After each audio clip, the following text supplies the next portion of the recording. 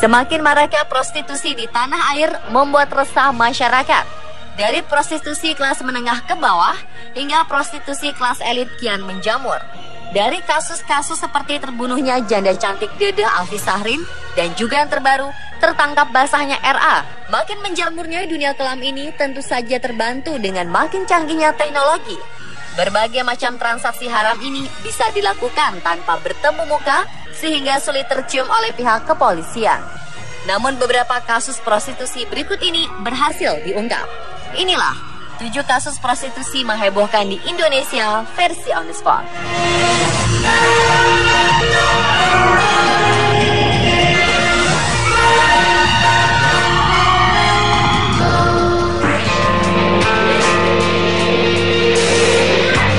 Sabtu dini hari lalu, petugas Polres Jakarta Selatan menangkap tangan RA dan seorang perempuan berinisial AA di sebuah hotel bintang 5. Mereka ditangkap di salah satu kamar saat diduga akan bertransaksi dengan seorang pria hidung belang. RA memang dikenal sebagai mucikari dari prostitusi kelas kakap. Menurut pihak kepolisian, mucikari menjajakan AA dengan mengandalkan komunikasi digital. Dari penangkapan tersebut, terkuak bahwa RA mematok harga minimal 80 juta sampai 200 juta terhadap satu perempuan penghibur. Selain mematok harga yang fantastis, RA dan wanita binaannya hanya menerima pelayanan di hotel berbintang.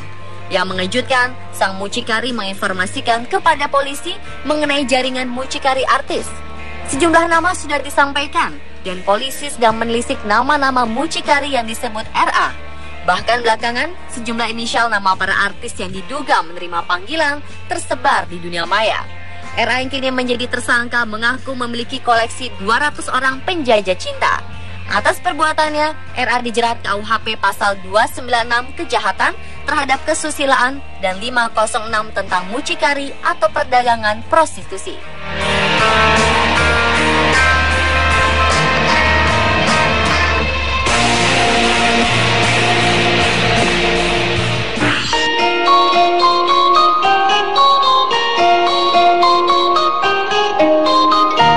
Tanggal 11 April lalu, seorang wanita berusia 27 tahun bernama Dede Alfi Sahrin ditemukan meninggal dunia di kamar kosnya di Jalan Tebet Utara 15C nomor 28 RT 007 RW 001 Tebet Timur, Jakarta Selatan. Wanita yang cukup sering dikenal sebagai Tata Cabi ini meninggal dalam keadaan yang cukup mengenaskan.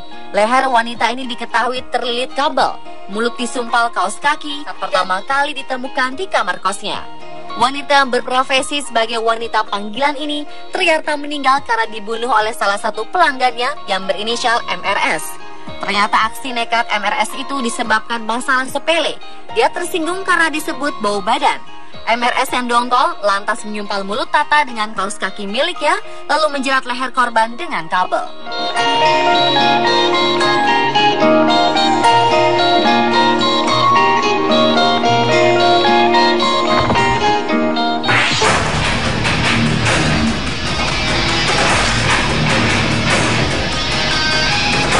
Mei 2013 silam, nama Ahmad Fahtona ramai menjadi pemberitaan di media tanah air. Selain diduga terlibat dalam kasus dugaan suap impor daging, belakangan terungkap soal kedekatannya dengan sejumlah wanita cantik. KPK pun langsung bertindak, sebab Fahtona diketahui memberikan sejumlah barang berharga seperti mobil kepada wanita-wanita cantik itu. KPK menduga hal itu sebagai pencucian uang yang dilakukan Fahtona. Tersangka penerima suap kuota impor daging sapi ini diduga telah menyebar uang puluhan miliar rupiah kepada 45 perempuan. Kala itu Ahmad Fahtona diciduk oleh KPK di sebuah hotel. Tak sendiri, Ahmad Fahtona tengah berduaan dengan seorang mahasiswi cantik bernama Maharani Sutio.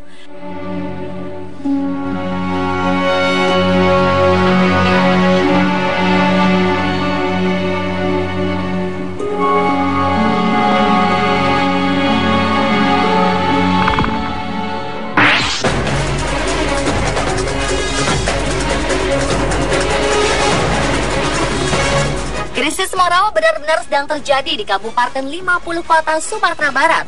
Mei 2014 silam muncul kabar yang sangat memprihatinkan, yakni adanya arisan seks di kalangan pelajar SMA. Kabar arisan seks di kalangan pelajar itu awalnya didengar RPG dari aktivis Serikat Petani Indonesia. Eka Kurniawan Sago Indra, semasa ia berkampanye sebagai caleg Partai Nasdem untuk DPRD Sumbar kala itu. Kabar tersebut semakin meluas setelah mengurus MUI, Ormas Islam, dan LKAM 50 kota menggelar pertemuan. Dalam pertemuan tersebut terungkap ada 3 pelajar yang baru-baru ini tidak ikut ujian nasional karena hamil di luar nikah. Setelah ditelusuri, ketiga pelajar di wilayah selatan Kabupaten 50 kota itu ternyata hamil di luar nikah akibat ikut arisan seks.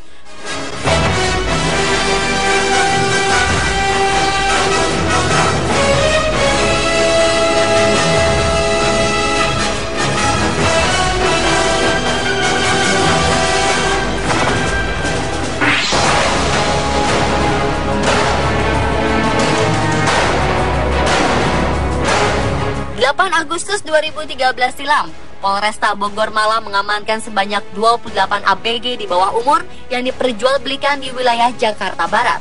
Mereka diamankan di sebuah kosan terletak di Jalan Kebonjeruk 17, Gang Pinang, nomor 46, Taman Sari, Jakarta Barat. Puluhan remaja berusia belasan tahun itu dijadikan sebagai penjajah di kawasan hiburan Taman Sari oleh tersangka bernama Eli. Sebelumnya, karena laporan masyarakat Kota Bogor, Kepolisian Resort Kota Bogor telah mengamankan setidaknya 4 orang tersangka terkait kasus perdagangan tersebut. Kasat Reskrim Polres Bogor Kota AKP Condro Sasongko mengatakan bahwa akhir-akhir ini kepolisian menerima pengaduan masyarakat di Kota Bogor bahwa anak perempuan mereka hilang. Polisi lalu menemukan 28 korban di dalam rumah tersebut. 11 diantaranya adalah anak di bawah umur. Para tersangka akan dijerat dengan pasal 2 ayat 1 Undang-Undang nomor 21 tahun 2007 tentang perdagangan manusia. Mereka diancam dengan hukuman hingga 15 tahun penjara dan denda sebesar 120 juta rupiah.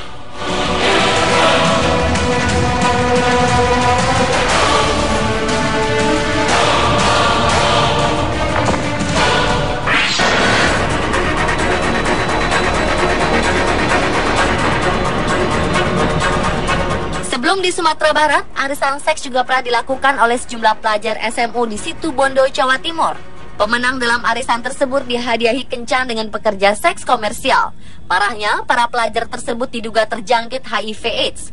Sebab para PSK yang di-booking, mereka terindikasi virus tersebut.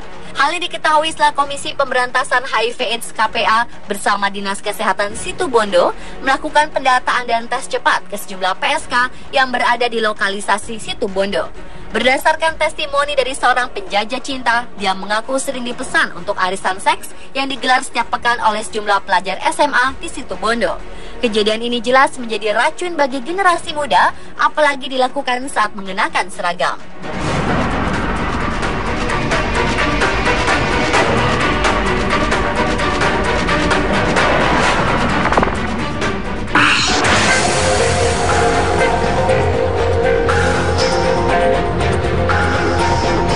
November 2014 silam, tanah air dihebohkan dengan berita seorang wanita penjajah seks komersil tewas dibunuh di Hong Kong. Kala itu polisi menangkap Rorik Juting, seorang lelaki yang diduga membunuh 2 wanita di apartemen mewahnya di wilayah Wan Chai, Hong Kong. 2 wanita yang dibunuh Juting ditemukan dalam kondisi tanpa busana dengan luka di leher mereka. Salah satu korban pembunuhan adalah Sumarti Ningsih, seorang wanita asal Indonesia yang diduga bekerja sebagai pekerja seks komersial. Ningsih ditemukan tewas di dalam sebuah koper yang tergeletak di balkon apartemen. 1 wanita PSK lainnya diduga berasal dari Filipina. Rurik telah ditangkap polisi dan diproses di pengadilan Eastern Magistrates. Pria 29 tahun itu akan dikenakan hukuman berat karena melakukan 2 pembunuhan. Pemirsa, itulah ke-7 kasus prostitusi menghebohkan versi On The Spot.